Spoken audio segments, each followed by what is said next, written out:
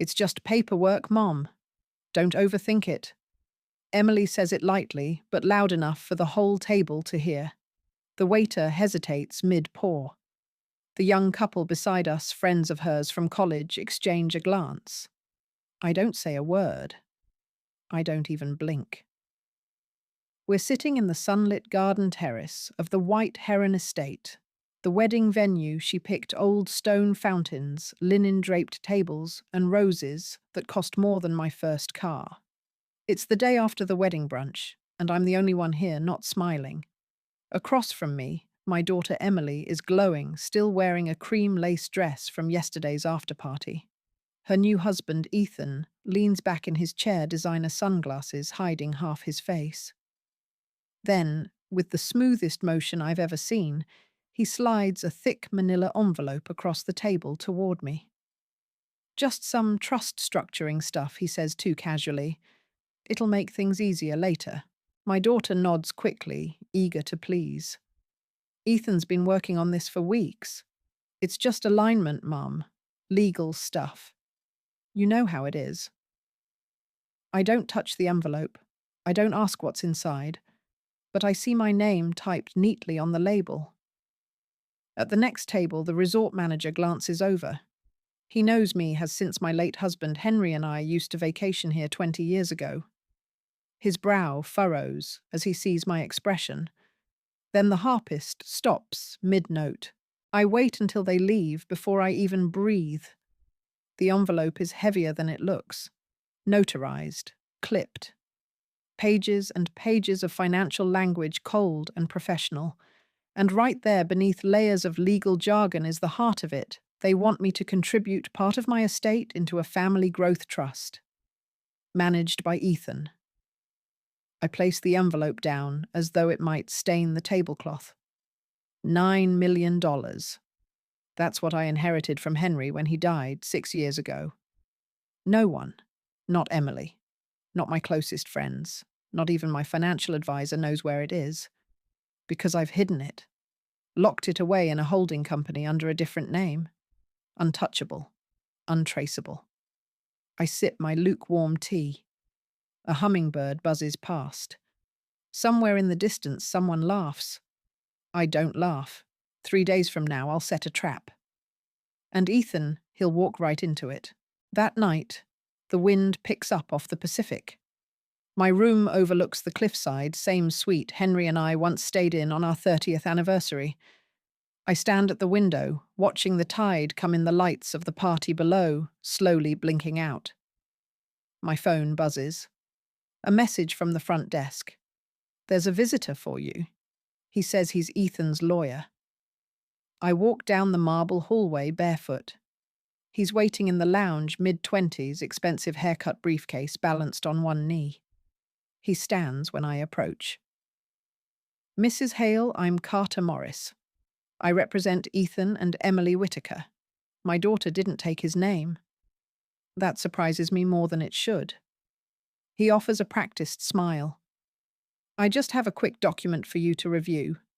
An addendum to the estate alignment Ethan mentioned. He lays it on the mahogany coffee table.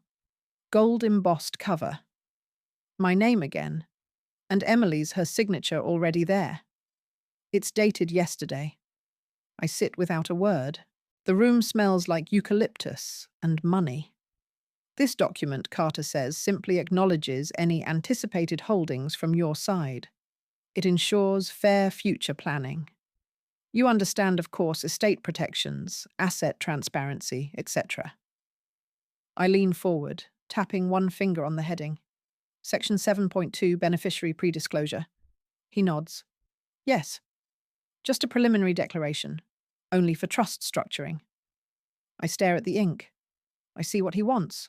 What Ethan wants. He thinks I'll sign this and roll over. He doesn't know me. I slide the document back across the table. I never sign anything without review. Carter's smile tightens.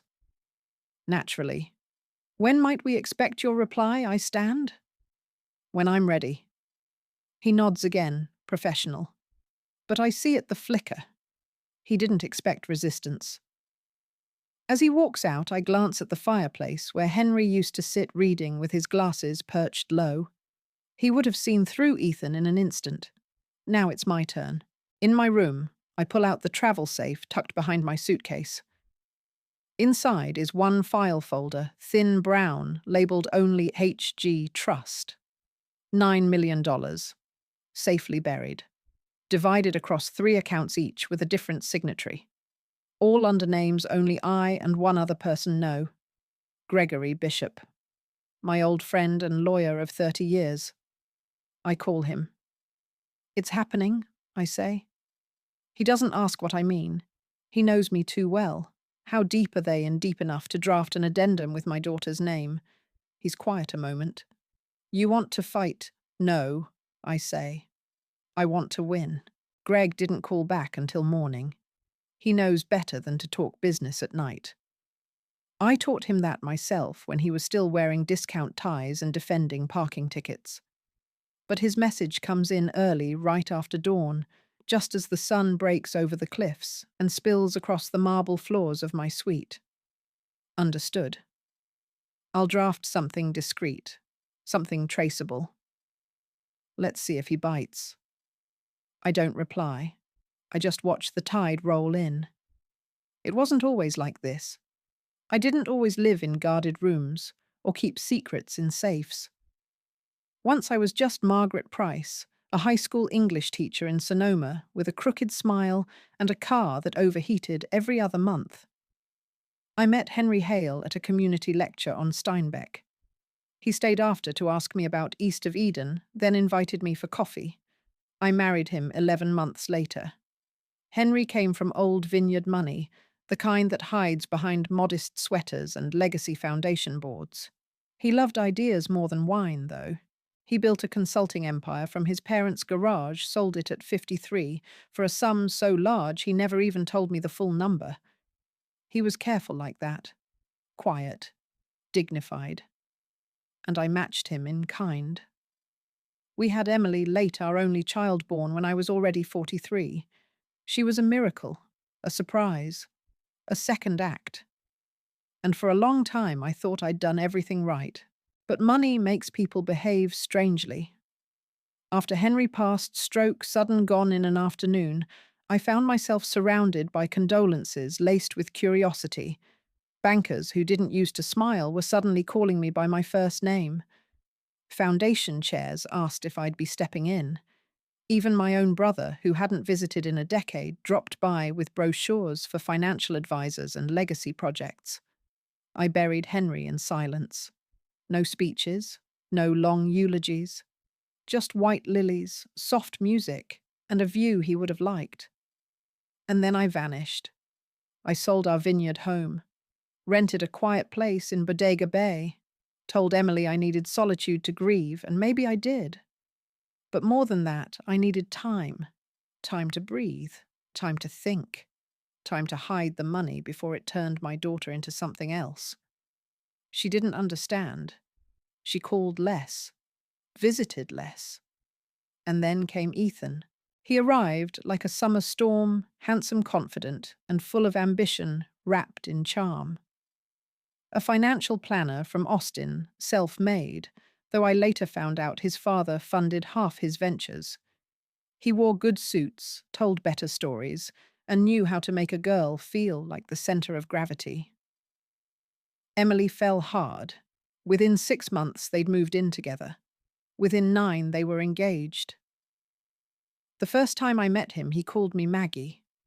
No one has ever called me Maggie. The second time, he told me about some things we could optimize in the family structure. I didn't reply.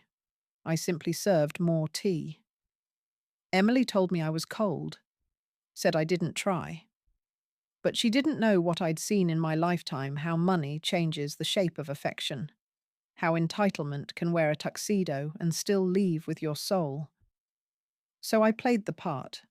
I gave them space, smiled at the right moments, wrote a generous wedding check, but not from the main account. Never from the main account. They thought I was being cautious, distant, maybe even bitter. What they didn't know was that I had already begun constructing the wall. Greg helped me build it. A blind trust, layered ownership, shells within shells, legally sound but emotionally invisible. I left just enough breadcrumbs to look unremarkable, taxable, yes, but nothing alarming. I let Emily believe most of the estate had been liquidated to cover Henry's posthumous debts. I let her see modest ledgers, middle-class balances. It hurt to see her disappointed. But I needed her to love me, not my bank account. In the months leading up to the wedding, the calls grew colder. She spoke more about Ethan than herself. She asked strange questions about old insurance policies, old account numbers, deeds, always in passing, always for the planning. I knew what was happening. She didn't, and I didn't blame her. She was in love. She wanted to believe in the dream. I had wanted that too once. The wedding was beautiful. A coastal ceremony beneath cypress trees, ivory and gold, a quartet playing sati. Ethan cried publicly, dramatically, and Emily looked radiant. Everyone toasted to forever. I toasted quietly, eyes on the horizon. I thought maybe it was done. That they would live their life, and I would live mine with a comfortable buffer of polite calls and obligatory holidays. But then came the envelope. And the lawyer. And my daughter's signature on a document she never truly read. That's when I knew they weren't just dreaming anymore. They were building a plan. And I was part of it, whether I agreed or not. Now, I sit on the terrace of a place Henry once loved and sip tea that tastes like salt. The ocean is louder today, the gulls more aggressive. And somewhere in the back of my mind, a door clicks shut. Not just a metaphorical one. An actual door. My suite. Someone's been in here. I check the safe. The file is still there, but something is off. The alignment. The angle. Greg was right. It's time to bait the hook. By Wednesday, the second envelope arrived. This time it wasn't slid across a brunch table with champagne glasses and polite applause in the background. No, this one came via courier, hand-delivered to my rental house in Sonoma, with a little note on top in my daughter's handwriting. "Mom, please don't make this harder than it has to be. Just read it. Love him." I held it in my hands for a full 5 minutes before opening it. It was heavier than the first, bound at the spine, tabbed by section. The title read, Pre-Inheritance Alignment and Domestic Integration Proposal. There was no warmth in it, no affection, no grace. Just lines and language and capital letter logic meant to push me toward one thing: submission. Section 3.1 required disclosure of any unregistered assets or holdings beyond $500,000. Section 5.4 proposed consolidating long-term inheritances into a shared account for liquidity and optimization. Section 7.2. The one Carter had tried to casually explain at the hotel was now reworded with firmer language failure to disclose may result in future litigation, including claims of estate concealment or misrepresentation. And at the bottom of each page, my name, blank line, waiting. Emily's signature was already there, shaky, uneven, like she hadn't stopped to read anything. I didn't cry. I didn't call her. Instead, I called Greg. "I need you to look at something I said." He didn't ask questions. He never does when my voice drops into that quiet register. Within 2 hours, he was on my porch, thumbing through the document with a pen tucked behind his ear. "Well," he said, "dry as ever, they're not subtle. Tell me what it really means." He flipped to the back and pointed to a clause written in dense legalese. "This gives them permission to assume portions of your estate are pre-aligned to their household structure. If you sign this, they can argue that any money you don't disclose is a breach of agreement. Even years from now. They're trying to trap me. They already think they have." I stared out the window, where the rosemary bushes swayed gently in the breeze. Henry had planted them years ago, said they'd keep deer away from the garden.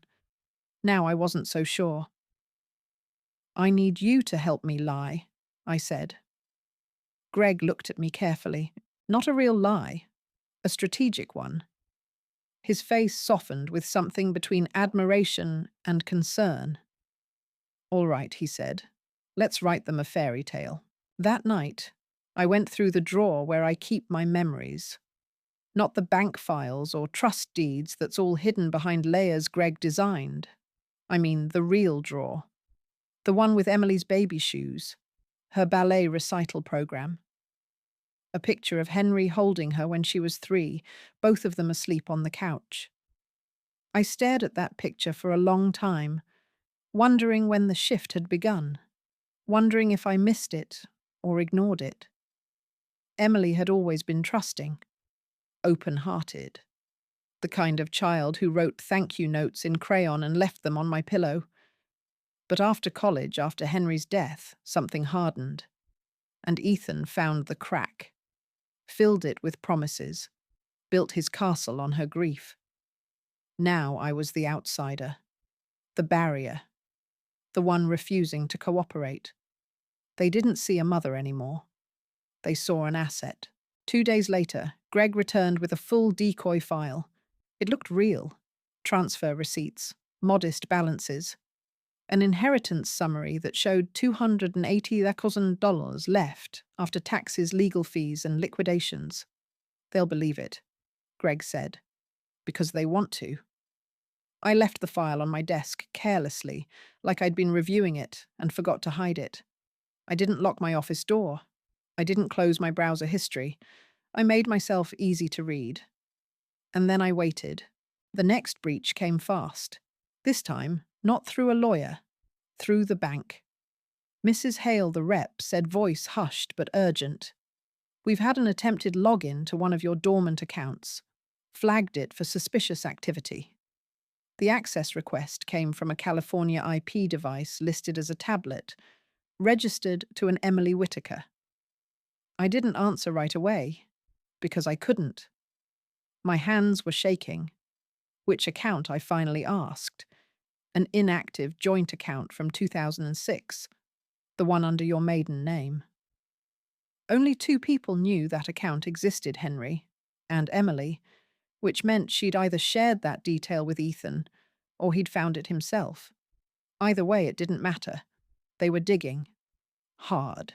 The next morning, Emily called. I let it go to voicemail. A minute later, a text, Mom. We need to talk. Please don't be mad. Ethan says you threatened him. I sat down slowly. The trap was turning back on me. Of course Ethan would say that. Of course he'd twist it, make me the aggressor, the paranoid widow clinging to her purse strings. He was brilliant, in a dangerous, predatory kind of way. I didn't reply. Not yet. Because anything I said would only prove his point. Instead, I called Greg. They're flipping the narrative, I said. He sighed. Classic move. Undermine your credibility before the confrontation. I need to shift strategy.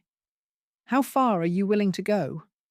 I thought of Emily's baby shoes, that soft paper note in purple crayon, I love you more than jelly beans. All the way, I said. So I made a reservation. The garden room at Renston Inn. White linens, gardenias. The place Emily loved when she was a teenager. The place we went after her college graduation. I texted her lunch. Just the 3 of us. My treat. I have the papers ready. She replied in minutes. Okay, that sounds good. The next day I wore navy silk, quiet jewelry. The pearls Henry gave me on our last Christmas together. Greg came too, not as a lawyer, just as a man with a pen and an old-fashioned receipt book, playing waiter, silent witness. Ethan arrived in a light grey suit, grinning like he was walking into a victory lap. Emily looked tired, unsure. We ordered, talked, pretended, until Ethan finally said, Claire, I just want you to know we never meant to pressure you. We just thought, With everything going on, this could be a smart move for the family. And then he reached into his briefcase, pulled out the same document, the same trap. He placed it gently on the table just like before, and smiled. I didn't remember much of the ride home, just the hum of the engine, the ache behind my eyes, and the tightness in my chest that wouldn't release. The hills rolled past in gentle waves, but the silence inside me was sharp, deafening. Emily hadn't said a word when we hugged goodbye outside the restaurant. Her hands were cold, her smile brief. She hadn't even looked me in the eye when she said, "Thanks, Mom. We'll be in touch." Ethan had kissed her temple, whispered something I didn't catch, and led her away with one hand resting lightly on the small of her back. Like he owned her. Like he'd won. That night, I stood in my kitchen holding a cup of tea I didn't want. The house felt hollow, though every light was on. I walked from room to room, checking locks I knew were already locked, drawers I knew were already closed. I wasn't afraid of them breaking in. I was afraid they already had. They weren't after the house, of course. They were after me, my trust, my silence, my signature, my legacy. And somewhere between Ethan's careful smile and Emily's distant voice, I'd started to wonder. Maybe I had been too cold, too controlling, too distant. Maybe I was the reason Emily couldn't trust me anymore. The next morning, I didn't get out of bed until nearly 11. When I finally stood, I looked older. I could see it in the mirror, in my eyes, in the way my skin sagged beneath the softness of morning light. Henry's photo sat on the dresser. I picked it up. He was smiling, always smiling, not the way Ethan smiled. Henry's joy was quiet, never forced, never manipulative. "I don't know what I'm doing," I whispered aloud. "I don't know if I'm right anymore." I almost called Emily, almost apologized, almost gave up. Because the thought of losing her completely, the child I carried into this world, the miracle of my mid-40s, the only piece of Henry I had left, that thought was unbearable. Maybe it wasn't worth fighting. Maybe it was better to just let her have what she wanted. Sign the damn papers. Give them the inheritance. Let them go on with their lives. Wouldn't that be love? Wouldn't that be easier? Greg called around noon. I didn't pick up. He texted a few minutes later. "You okay?" I stared at the message for a long time. Typed, "No." Deleted it. Typed again. What if they're right? Deleted that too. Then I set the phone down, face down, and curled up on the couch like I used to when Henry was late coming home. I stayed like that for hours. When I finally stood up, the sun was already dipping behind the cypress trees. I made toast, burned it, ate it anyway. And then I did something I hadn't done in years. I went into Henry's study. It's been untouched since the funeral. Not out of sentiment, but out of necessity. The room held too much. His voice still lived in the bookshelves. His scent lingered in the worn leather chair. His presence clung to the air like dust that refused to settle. I sat in his chair and opened the bottom drawer. Inside was a folder.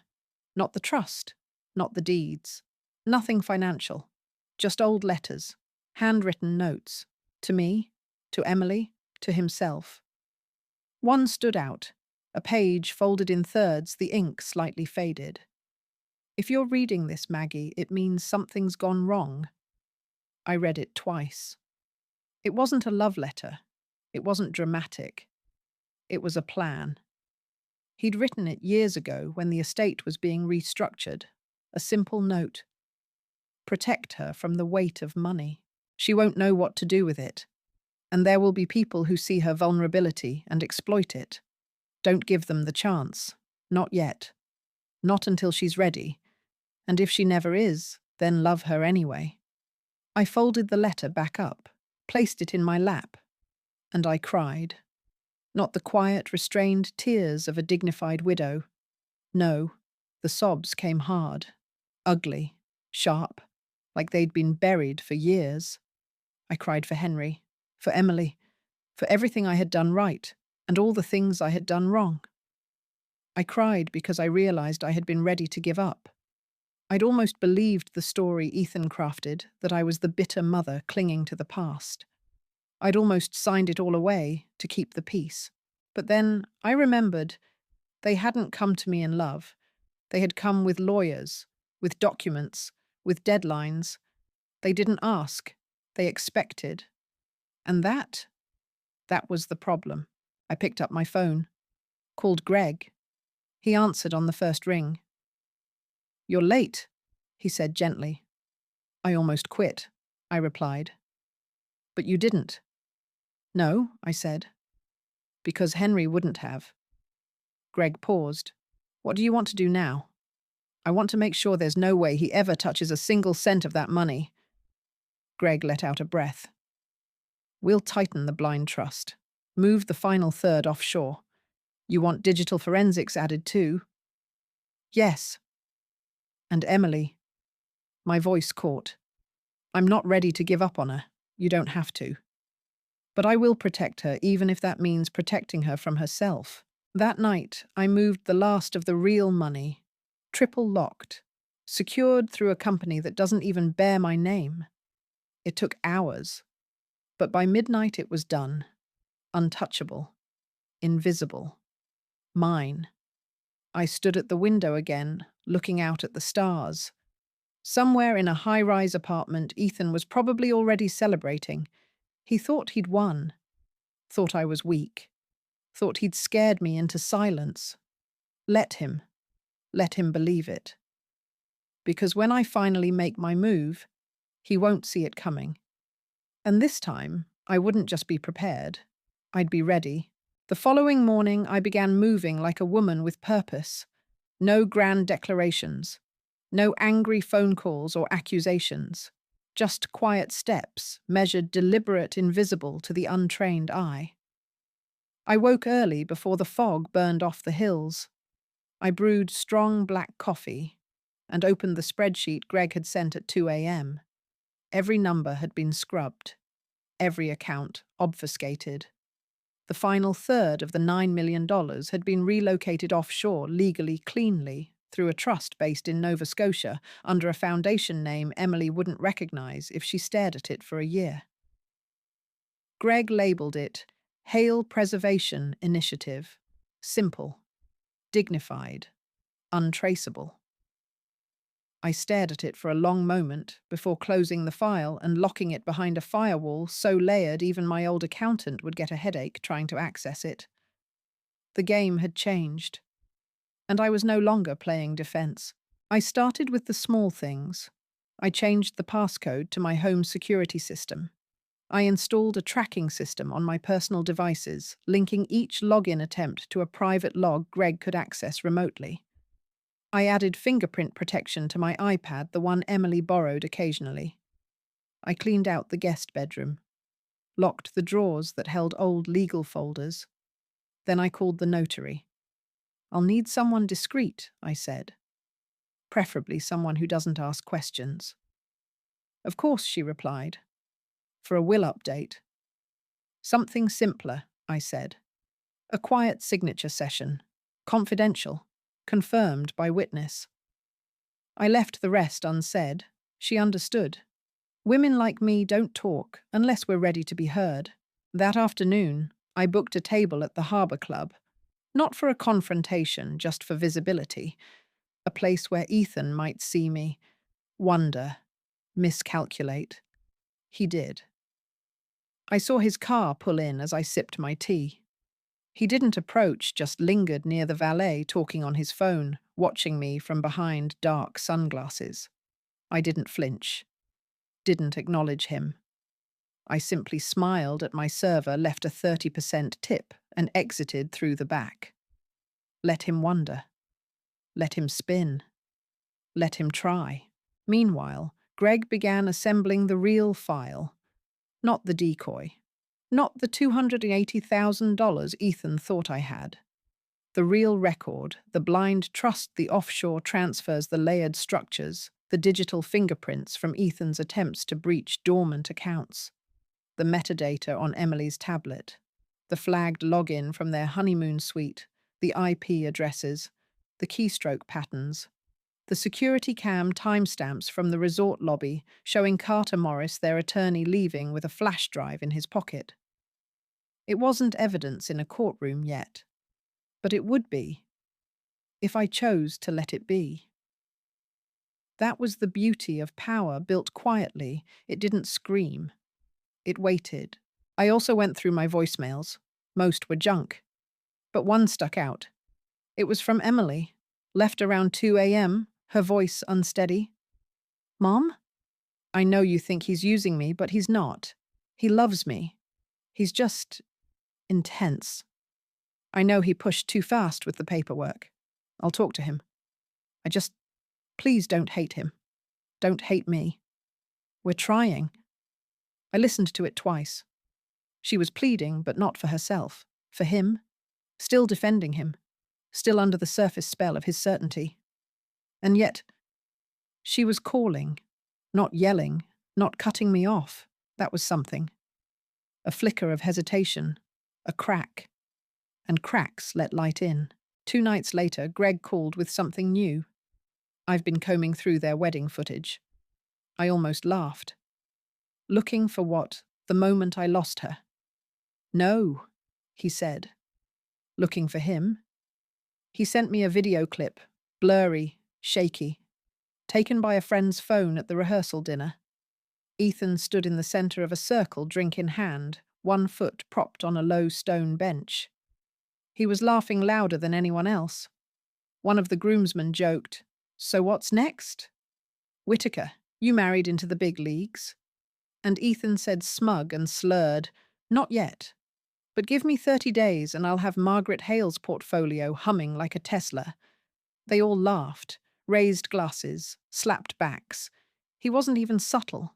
He thought it was funny. He thought I wouldn't hear it. Now I had his voice, his face, his words. On camera. Greg sent the file with a label Strike Option Alpha. I didn't respond.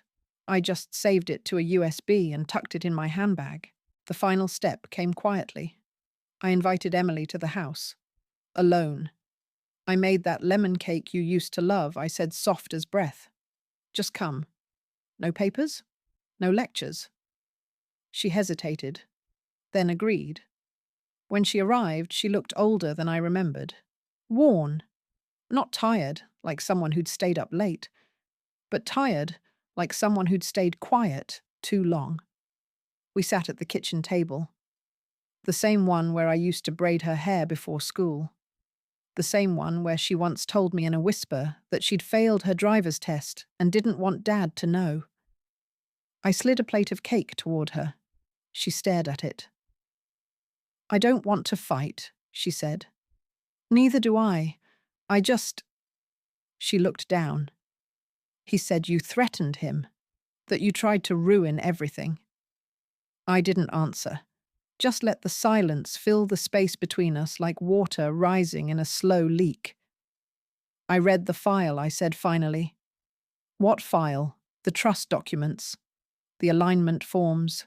The addendum. The ones you signed." Her face flushed. I didn't mean Ethan said it was just formality. He lied." She looked at me, then looked away. "I don't know what to believe anymore," she said. "You don't have to believe anything tonight." I reached for my bag. "Set the USB on the table. Just watch this. When you're ready." That was it. No threats, no tears, no ultimatums. Just truth offered quietly, and trust extended softly, like a bridge between 2 cliffs. She didn't pick it up, but she didn't push it away. That was enough for now. We met in a glass-walled office overlooking downtown Santa Rosa. It was neutral territory, clean, modern, polished. A place built for civil disputes and quiet settlements. Nothing dramatic ever happened there, which made it perfect for what I intended. Greg arrived first. He wore a grey blazer and carried nothing but a leather notepad. No briefcase, no fanfare. Just quiet authority. He took a seat in the corner, angled slightly away from the table, like a man observing a chess match he already knew the outcome of. Emily came next, alone. She looked pale, but composed.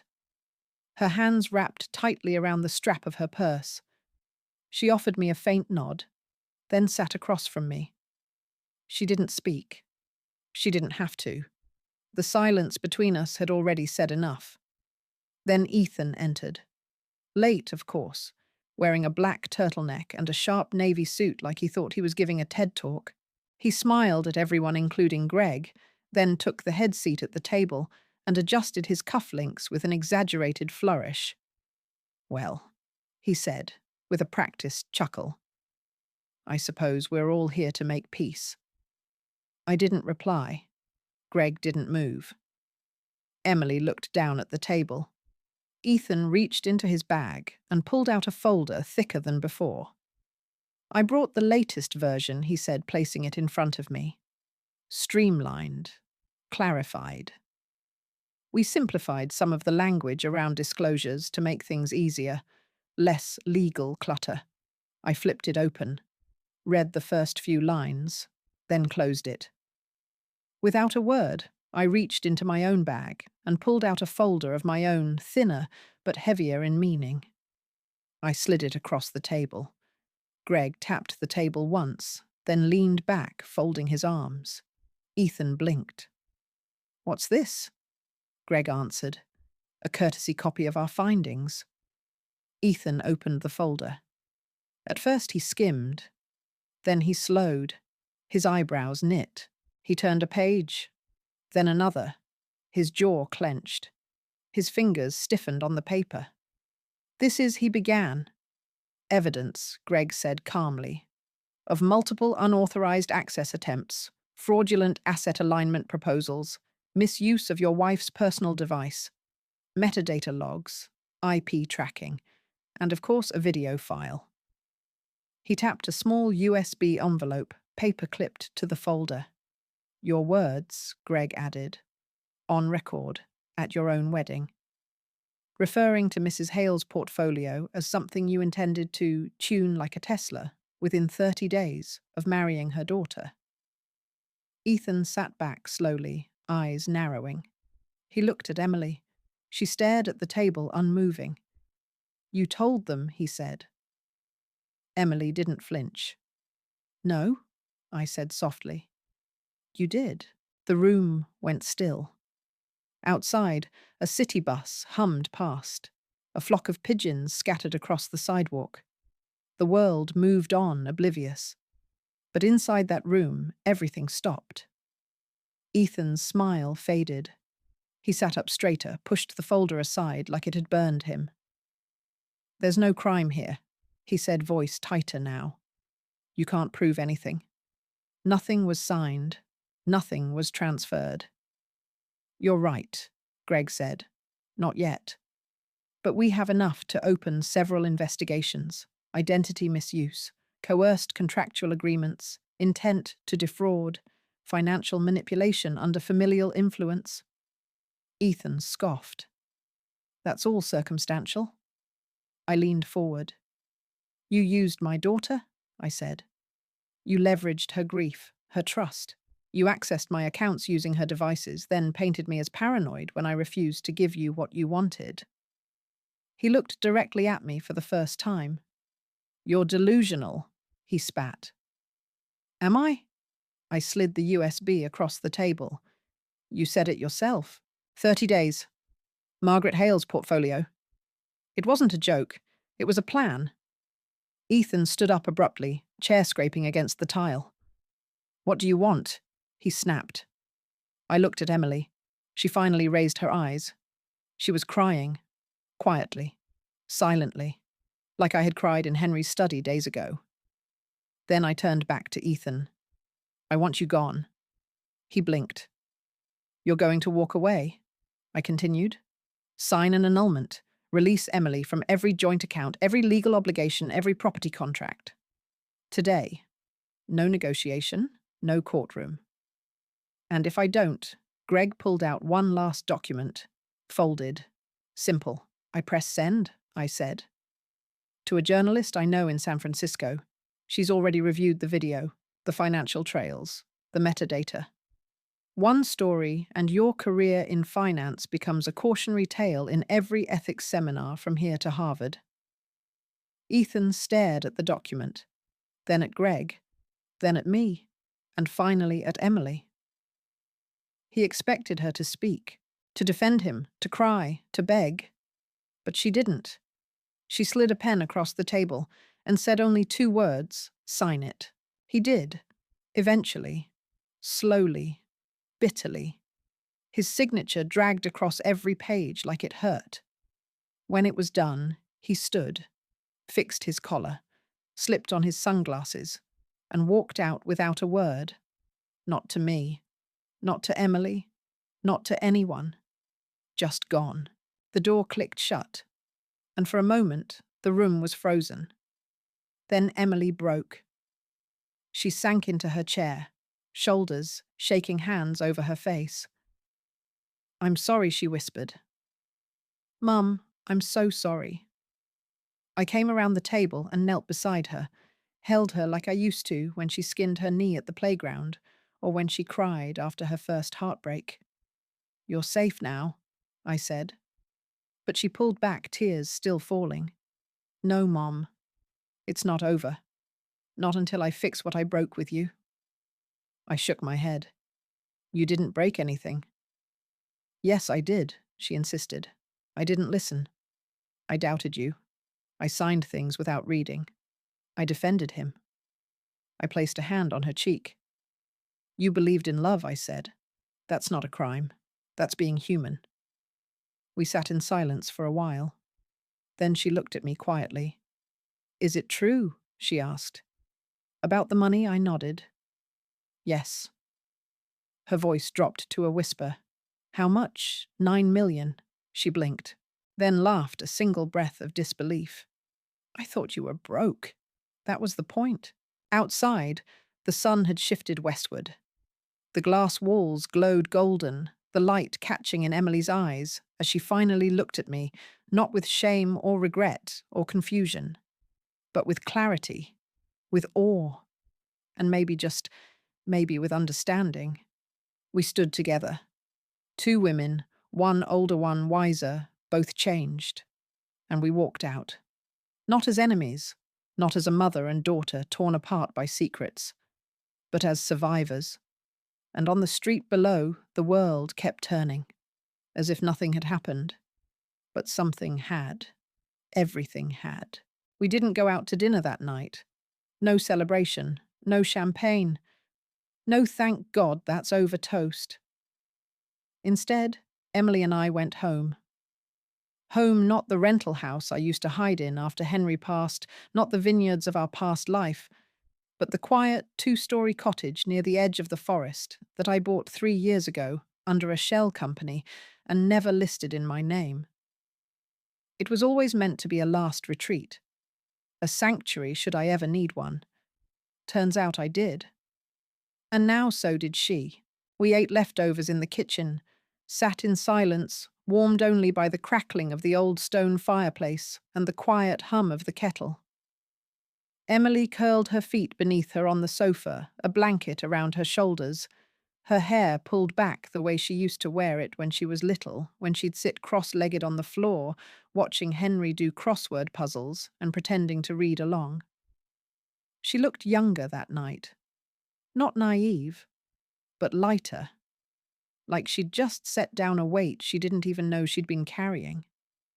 "Do you remember the lake house?" she asked suddenly, her voice barely above a whisper. "Of course," I said. "We spent 10 summers there. I always thought you sold it because of the taxes." "I did," I replied, "but mostly because it reminded me too much of what we lost." She nodded slowly. "I miss Dad." "So do I." She stood and walked over to the window, pressed her palm against the cold glass. "I kept telling myself Ethan would soften," she said. that the intensity meant he cared, that the control was protection. But it wasn't. She nodded. I think a part of me knew, but I didn't want to admit I'd made a mistake, especially not after the wedding, after all the money, the guests, the photos. I didn't want to be embarrassed. I rose and joined her by the window. You weren't weak, I said. You were hopeful. That's not the same thing. She turned to face me, tears brimming again. But I hurt you. I touched her cheek gently. And I healed. Because that's what mothers do. The following week, we dissolved every shared account she held with Ethan. Greg made sure of it. Every penny returned. Every false signature revoked. Every clause reversed. And when the final documents were filed, we stood outside the county courthouse as the clerk handed Emily a simple white envelope. Her annulment. Final. Clean. No courtroom battles. No press. No scandal. Just silence. And closure. I never spoke to Ethan again. Never had to. Sometimes the most satisfying justice is simply being unreachable. He tried to text Emily once, some feeble attempt at guilt-tripping her into reconsidering. She blocked him without a word. Later, she handed me her phone and said, "Would you mind helping me reset everything, new passcodes, new cloud backup? I want to start clean." I did. And for the first time in years, I saw the look of calm in her face I hadn't seen since before Henry died. She was finally free. One morning, a month after it all ended, Emily joined me on the back porch with 2 mugs of coffee, hers, a bit too sweet, mine strong and black as always. The sky was pale, the kind of blue that only happens in spring when the world is just beginning to forgive itself for the cold. She handed me 1 mug and said, "You know, I used to think strength meant being loud." I smiled. We all think that at some point. But you never raised your voice. Not once. I didn't need to. She was quiet for a moment, then asked, "So what happens now?" With the money, I sipped my coffee. "I'll restructure it," I said. "Some for charity, some for long-term investments. A portion in a private education fund." She tilted her head. "For who?" I glanced at her with a small smile. "Let's just say, I'm thinking long-term." She blushed, then laughed nervously. "Mom, don't get ahead of yourself. I'm not. Just planting seeds." She looked down at her mug, then up at me. "No more secrets. No more secrets." That weekend, we drove out to the old vineyard where Henry first kissed me. The vines were bare now, just rows of silent wooden skeletons waiting for the season to begin again. We parked, walked the perimeter, and sat on the old stone bench where Henry used to bring a thermos and a book and read aloud to us both. "I'm sorry I didn't ask about him more," Emily whispered. "You were grieving in your own way. Still, I should have checked on you more." I smiled gently. "You were never the one I needed to worry about." She looked at me, and this time when she reached for my hand, there was no tension, no guilt, just love. I've never been one for grand statements. I don't need applause or recognition. My victories live in the quiet, in the way Emily stands taller now, in the fact that I sleep through the night, in the way I no longer walk into rooms and scan for danger. Sometimes people ask me, friends, neighbors, the curious few, what it was like to protect $9 million all by yourself. I tell them the truth. It wasn't the money I protected. It was my daughter and myself. And the quiet life Henry and I spent decades building brick by brick, silence by silence, truth by truth. Some women shout to reclaim their power. Me. I just had to remember I never lost it. When they wouldn't give me a seat at their table, I built my own command and made sure no one like Ethan would ever sit at it again.